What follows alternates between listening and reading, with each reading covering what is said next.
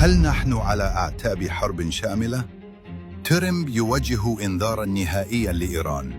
48 ساعة فقط لفتح مضيق هرمز بالكامل، أو تدمير محطات الطاقة الإيرانية بدءاً من أكبر منشأة.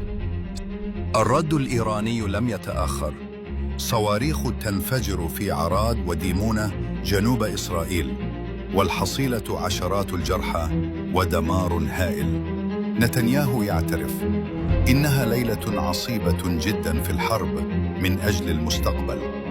الآن الجيش الإسرائيلي يصدق على هجمات في كل الجبهات، والحرس الثوري يعلن بدء مرحلة جديدة من العمليات بالصواريخ والمسيرات.